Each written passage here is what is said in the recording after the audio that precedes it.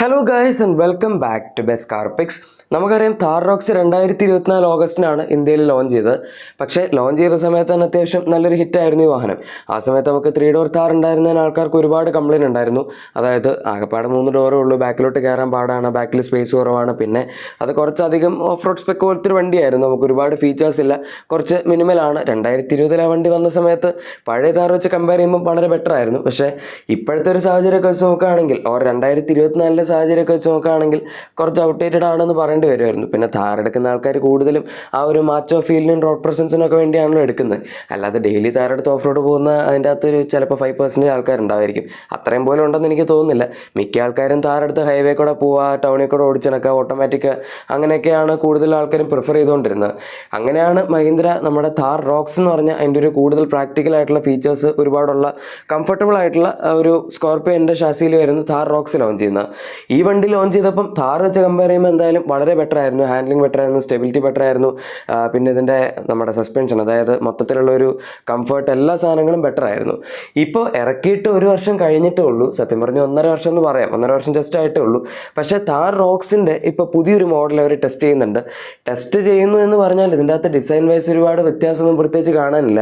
എല്ലാം നമുക്കിപ്പോൾ ഉള്ള വണ്ടിയിലുള്ള പോലൊക്കെ തന്നെയാണ് കിട്ടുന്നത്. പിന്നെ അവർ ഈ അടുത്ത് മീൻസ് കഴിഞ്ഞ വർഷം അവസാനമൊക്കെ ആയപ്പോഴേക്കും താറിൻ്റെ 3 ഡോറിലൊരു ചെറിയ അപ്ഡേറ്റ് കൊടുത്തായിരുന്നു. ഇൻപുട്ടേയും സിസ്റ്റമൊക്കെ മാറ്റി കുറച്ച് പുതിയ കളേഴ്സൊക്കെ ആഡ് ചെയ്ത് ഫീച്ചേഴ്സും വേരിയൻസൊക്കെ അങ്ങോട്ടും ഇങ്ങോട്ടൊക്കെ ഒന്ന് ജികളപ്പൊക്കെ ചെയ്തിട്ടുള്ളൊരു പരിപാടി.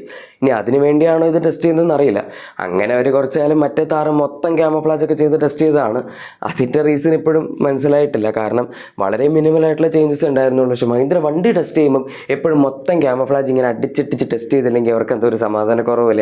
ഏത് വണ്ടിയാണെങ്കിലും അങ്ങനെ തന്നെയാണ്. എത്ര മൈനർ അപ്ഡേറ്റും ആയിക്കോട്ടെ, ഫുള്ള് ക്യാമഫ്ലാജ് ആയിരിക്കും. അതിപ്പോൾ ഈ വണ്ടി തന്നെ ആവണം എന്ന് നിർബന്ധമൊന്നുമില്ല. ഈവൻ നമ്മുടെ പുതിയ വണ്ടി വരികയാണെങ്കിലും പഴയ വണ്ടി വരികയാണെങ്കിലും, ഇപ്പം ചില സമയത്ത് ഫോക്സ്വാഗൻ്റെയും സ്കോഡയുടെ ഒക്കെ വണ്ടികൾ നോക്കുകയാണെങ്കിൽ, ഓർ ചില ഫേസ് ലിഫ്റ്റ് വണ്ടികളാണെങ്കിൽ പോലും ക്യാമഫ്ലാജ് അവർ ഫ്രണ്ടും ബാക്കും മാത്രമേ ചെയ്യുള്ളൂ, സൈഡ് അങ്ങനെ ചെയ്യാറില്ല. പക്ഷേ ഇവരേതായാലും മൊത്തത്തിൽ ചെയ്തിട്ടുണ്ട്. ഇനി ചെയ്തിരിക്കുന്നത് എന്തിനാണെന്നുള്ളതാണ് മറ്റൊരു ചോദ്യം. കാരണം ഇതിനകത്ത് വിഷ്വലി യാതൊരു ഡിഫറൻസും കാണാനില്ല. ഇനി എന്തിനായിരിക്കും ഇങ്ങനൊരു വണ്ടി ടെസ്റ്റ് ചെയ്യുന്നത് എന്നുള്ളതാണ് വേറൊരു ചോദ്യം. അതിൻ്റെ ഒരു റീസൺ പറയാൻ പറ്റുന്ന പുതിയൊരു ഡീസൽ എഞ്ചിൻ ഇതിനകത്ത് കൊടുക്കുക എന്നുള്ളതാണ്. നമുക്കിപ്പോൾ താറിൻ്റെ 3 door model 1.5 litre diesel engine കിട്ടുന്നുണ്ട്.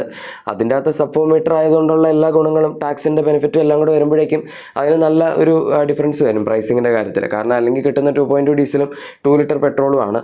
അപ്പോൾ അത് വെച്ച് കമ്പയർ ചെയ്യുമ്പോൾ റേറ്റ് നല്ല കുറവുള്ളതുകൊണ്ട് ഒരുപാട് ആൾക്കാർ ഇത് എടുക്കാറുണ്ട്. ഈ വണ്ടിക്ക് ടാക്സിൻ്റെ പ്രത്യേകിച്ച് ബെനിഫിറ്റ് ഒന്നും 1.5 ഡീസൽ എഞ്ചിൻ കൊടുത്താലും കിട്ടില്ല. സെയിം 20% ടാക്സ് ബ്രാക്കറ്റിൽ തന്നെയായിരിക്കും വണ്ടി വരുന്നത്. പക്ഷേ ഓവറോൾ ഇതിൻ്റെ പ്രൈസിങ് നോക്കുകയാണെങ്കിൽ അത് അവർക്ക് കുറയ്ക്കാൻ പറ്റും. ഇപ്പോഴത്തെ സ്റ്റാർട്ടിംഗ് പ്രൈസ് ഒരു 13-14 ലാക്സ് ആണ് എക്സ് ഷോറൂം എങ്കിൽ, അത് വേണമെങ്കിൽ ഒരു 1.5 ലക്ഷം രൂപ വെച്ച് കുറച്ച് കഴിഞ്ഞാൽ വീണ്ടും ആൾക്കാർക്ക് കുറച്ചും കൂടെ ആക്സസിബിൾ ആയിട്ട് തോന്നുമായിരിക്കും. പിന്നെ ഈ വണ്ടിയെ സംബന്ധിച്ചിടത്തോളം 1.5 ലിറ്റർ ഡീസൽ എഞ്ചിൻ എന്ന് പറയുമ്പോൾ 115 bhp 300 Nm ടോർക്കിൻ്റെ അടുത്താണ് ജനറേറ്റ് ചെയ്യുന്നത്. പക്ഷേ ഡീസൽ എഞ്ചിൻ ആയതുകൊണ്ടും അത്യാവശ്യം ടോർക്ക് ഉള്ളതുകൊണ്ടും ഒരു 14-15 സെക്കൻഡ്സിലൊക്കെ 0 to 100 എത്തും. പിന്നെ നമുക്ക് ആവശ്യത്തിനുള്ളൊരു മിഡ് റേഞ്ച് പെർഫോമൻസും ഉണ്ടാവും. അതുകൊണ്ട് ഒരുപാട് എൻ്റെ പവർഡ് ആവാനുള്ള കാര്യമില്ല. കൂടുതൽ ആൾക്കാർക്ക് ഇപ്പോൾ ഓട്ടോമാറ്റിക് അത് അവർ ഓഫർ ചെയ്യുകയാണെങ്കിൽ അതിൻ്റെ ആവശ്യമുള്ളൂ. ടൗണിൽ കൂടെ ഓടിച്ച് നടക്കാനൊക്കെ ആണെങ്കിൽ അത് ധാരാളം മതി. കുറച്ചുകൂടെ മൈലേജും ചിലപ്പോൾ കിട്ടും. ഇനി ഈ ഒരു പുതിയ എഞ്ചിൻ വരുന്നതിൻ്റെ കൂടെ തന്നെ അവർക്ക് വേണമെങ്കിൽ ചെറിയ കുറച്ച് ഫീച്ചേഴ്സ് അങ്ങോട്ടൊക്കെ ആഡ് ചെയ്യും. നമ്മുടെ 3 ഡോർ താറിൽ ചെയ്ത പോലെ 3 ഡോർ താറും പിന്നെ അവർ അടുത്ത വർഷത്തേക്ക് ടെസ്റ്റ് ചെയ്യുന്നുണ്ട്. അതെന്തിനാന്നും അറിയില്ല. ഇവർ ഒരുപാട് വണ്ടികൾ ഇപ്പോൾ കണ്ടിന്യൂസ് ആയിട്ട് ടെസ്റ്റ് ചെയ്യുന്നുണ്ട്. നമ്മുടെ സ്കോർപിയോയുടെ പുതിയൊരു, അതായത് സ്കോർപിയോ എന്നിൻ്റെ ഒരു അപ്ഡേറ്റഡ് മോഡൽ ടെസ്റ്റ് ചെയ്യുന്നുണ്ട്. താർ റോക്സ് ടെസ്റ്റ് ചെയ്യുന്നുണ്ട്. 3 ഡോർ താർ ടെസ്റ്റ് ചെയ്യുന്നുണ്ട്. ഇതിനൊക്കെ പുറമെ വിഷനസ് പിന്നെയും ടെസ്റ്റ് ചെയ്യാൻ തുടങ്ങിയിട്ടുണ്ട്. അങ്ങനെ ഇങ്ങനെയൊക്കെ ആയിട്ട് മഹീന്ദ്ര ഒരു ഫുൾ റോളിലാണ് 2026 വേണ്ടി നിൽക്കുന്നത്. അതിൻ്റെ കൂടെ വേറൊരു ഇൻട്രസ്റ്റിംഗ് വണ്ടി അവർ ടെസ്റ്റ് ചെയ്യുന്നത് സ്കോർപിയോ എൻ ബേസ്ഡ് ആയിട്ടുള്ള പിക്കപ്പാണ്. ചിലപ്പോൾ നിങ്ങൾ ഇതിന് മുന്നേ കണ്ടിട്ടുണ്ടായിരിക്കും. ഈ വണ്ടി അത്യാവശ്യം നല്ലൊരു കോൺസെപ്റ്റാണ്. ഇതവർ പണ്ട് സ്കോർപിയോ പിക്കപ്പ് എന്ന് പറഞ്ഞൊരു മോഡൽ കാണിച്ചിട്ടുണ്ടായിരുന്നു ഓട്ടോ എക്സ്പോ 2025 സ്റ്റാർട്ടിങ്ങിലാണെന്ന് തോന്നുന്നു. ആ വണ്ടി പോലൊക്കെ തന്നെയാണ് കാണാനുള്ളത്. പിന്നെ നമുക്കിപ്പോൾ ഇന്ത്യയിൽ പിക്കപ്പ് കൾച്ചർ അത്ര സ്ട്രോങ് അല്ല. ഹൈലക്സും വീക്രോസും ഒക്കെ ഉണ്ട്. പക്ഷേ എന്നാലും അതൊന്നും അങ്ങനെ ഭയങ്കര സെയിലുള്ള വണ്ടികളൊന്നും അല്ല. ഹൈലക്സ് ടൊയോട്ട ഇറക്കിയിട്ട് പോലും 5-10 ലക്ഷം രൂപ വരെയൊക്കെയുള്ള മാക്സിമം ഡിസ്കൗണ്ടിലാണ് ഒരു വണ്ടി വിൽക്കുന്നത്. അപ്പോൾ ആ ഒരു സാഹചര്യത്തിൽ ഇനി പിക്കപ്പ് കൾച്ചർ എന്തെങ്കിലും സ്ട്രോങ് ആക്കണമെങ്കിൽ അത് മഹീന്ദ്രയെ കൊണ്ട് മാത്രമേ പറ്റുള്ളൂ. പ്രത്യേകിച്ച് ഇപ്പോഴത്തെ സാഹചര്യത്തിൽ മഹീന്ദ്ര ഇറക്കുന്ന എല്ലാ വണ്ടിയും ഭയങ്കര ഹിറ്റാണല്ലോ. അതുകൊണ്ട് ഇവർ അത്യാവശ്യം നല്ലൊരു പ്രൈസ് പോയിന്റിൽ ഒരു 10-12 ലക്ഷം രൂപ സ്റ്റാർട്ടിംഗ് പ്രൈസിൽ ഈ സ്കോർപിയോ പിക്കപ്പ് ആയിട്ട് തന്നെ ഇറക്കിയാൽ, അല്ലെങ്കിൽ വേറെ പേരിട്ടാലും കുഴപ്പമൊന്നുമില്ല. നമുക്കിപ്പോൾ പേരിൽ വലിയ കാര്യമൊന്നുമില്ലല്ലോ. അങ്ങനെ ഇറക്കുകയാണെങ്കിൽ ഡ്യുവൽ ക്യാബ് വേർഷൻ മഹീന്ദ്രയുടെ ഒരു ടിപ്പിക്കൽ സ്റ്റൈലിൽ ഒരുപാട് ഫീച്ചേഴ്സൊക്കെ വെച്ച് ഭയങ്കര പ്രീമിയമായിട്ട് ഇറക്കി കഴിഞ്ഞാൽ ആൾക്കാർ മിക്കവാറും വാങ്ങും. ടോപ്പ് എൻഡിൻ്റെ വില ചിലപ്പോൾ ഒരു 10-30 ലക്ഷം രൂപ വരെയൊക്കെ പോയിരിക്കും. പക്ഷേ അത് നമ്മളെ ബാധിക്കുന്ന കാര്യമില്ലല്ലോ. കാരണം ബേസ് മോഡൽ അവരെന്തായാലും സ്റ്റാർട്ടിങ് കാണിക്കുമ്പോൾ ഭയങ്കര അഗ്രസീവ് പ്രൈസിങ്ങിലായിരിക്കും കാണിക്കുന്നത്. അതിൽ നമുക്കിങ്ങനെ ഒരു വണ്ടി കിട്ടുക എന്ന് പറഞ്ഞാൽ തന്നെ കൂടുതൽ ആൾക്കാർ അതിലേക്ക് ചാടി വീഴാനുള്ള സാധ്യതയുണ്ട്. ഏതായാലും ഈ വണ്ടി മെയിനായിട്ട് അവർ ടാർഗറ്റ് ചെയ്യുന്ന ഓസ്ട്രേലിയൻ മാർക്കറ്റിന് വേണ്ടിയാണ്. അവിടെ ഓൾറെഡി അവർ സ്കോർപ്പിയോ പിക്കപ്പ് വിൽക്കുന്നുണ്ട്. ആൻഡ് സ്കോർപ്പിയോ ഗെറ്റവേ ഒക്കെ പണ്ട് അവിടെ ഉണ്ടായിരുന്നു, ഇവിടെ ഉണ്ടായിരുന്നു. പക്ഷേ ഇവിടെ അതത്ര പോപ്പുലർ ആയില്ല. പിന്നെ ആ സമയത്ത് മഹീന്ദ്രയ്ക്ക് ഇപ്പോൾ ഉള്ളത്രയും ആ ഒരു സെയിൽസ് ഇല്ലായിരുന്നു, ഫാൻ ബേസ് ഉണ്ടായിരുന്നു. പക്ഷേ സെയിൽസ് ഇപ്പോഴാണ് മഹീന്ദ്ര അങ്ങോട്ട് പിടിച്ച് കയറി പോകുന്നത്. ഏകദേശം ഒരു 50,000-60,000 ഇടയിലൊക്കെ പെർ മന്ത് സെയിൽസ് ഇപ്പോൾ മഹീന്ദ്രയ്ക്ക് കിട്ടുന്നുണ്ട്. ചില മാസങ്ങളിൽ ഇന്ത്യയിലെ number 2 best selling company Mahindra ആവാറുണ്ട്. ടാറ്റയും ഹ്യുണ്ടായൊക്കെ കടത്തി വെട്ടി. ചില സമയത്തൊക്കെ തേർഡായിരിക്കും, ചില സമയത്ത് ഫോർത്തായിരിക്കും. ഏതായാലും പിടിച്ച് കയറുന്നുണ്ട് നന്നായിട്ട്. സോ ഇനിയും ഇങ്ങനൊരു പോസിബിലിറ്റി മഹീന്ദ്രയ്ക്ക് മാത്രമാണ് ചെയ്യാൻ പറ്റുന്നത്.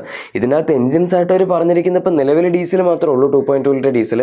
പക്ഷേ മിക്കവാറും ഇന്ത്യയിൽ ഇറക്കാനാണ് അവർക്ക് പെട്രോളും കൊടുക്കാം. കാരണം ഇറക്കുന്ന എല്ലാ വണ്ടിയിലും ഒരു 2.2 ഡീസലും 2 ലിറ്റർ പെട്രോളാണ് കൊടുക്കുന്നത്. പവർ പിന്നെ നമുക്കറിയാമല്ലോ, അവർ കൺസിസ്റ്റൻ്റ് ആയിട്ടുള്ള ഒരു പവർ കൊടുക്കാറില്ല. എല്ലാ വണ്ടിക്കും അവർ എഞ്ചിൻ ട്യൂൺ ചെയ്യും. അതുകൊണ്ട് എല്ലാ വണ്ടിക്കും വേറെ BHP ആയിരിക്കും. ഒരു വണ്ടിക്ക് 175 ആണെങ്കിൽ മറ്റു വണ്ടിക്ക് 185 ആയിരിക്കും, വേറൊരു വണ്ടിക്ക് 190 ആയിരിക്കും. അങ്ങനെയൊക്കെയാണ് മഹീന്ദ്രയുടെ ഒരു പരിപാടി. എനിവേ നിങ്ങൾക്കിതിൽ ഏത് വണ്ടിയാണ് കാണാൻ താല്പര്യമുള്ളത് എന്ന് തീർച്ചയായും താഴെ കമൻസിൽ പറയാം. പിന്നെ നിങ്ങളുടെ എക്സിസ്റ്റിംഗ് വാഹനത്തിന് എന്തെങ്കിലും ആക്സറീസോ ക്ലീൻ പ്രോഡക്ട്സോ ഒക്കെ വേണമെങ്കിൽ നമ്മുടെ ഡിസ്ക്രിപ്ഷൻ അല്ലെങ്കിൽ പ്രൊഡക്ട്സ് ടാഗ് കൂടി തീർച്ചയായും ചെക്കൗട്ട് ചെയ്തേക്കാം. വീഡിയോ ഇഷ്ടപ്പെട്ടെങ്കിൽ മറക്കാതെ തന്നെ ലൈക്കും സബ്സ്ക്രൈബും ഷെയറൊക്കെ ചെയ്യാൻ നമ്മൾ സപ്പോർട്ട് ചെയ്യാനും മറക്കണ്ട. നമുക്ക് മറ്റൊരു വീഡിയോയിൽ കാണാം. അതുവരെ thank you for watching my video and good bye.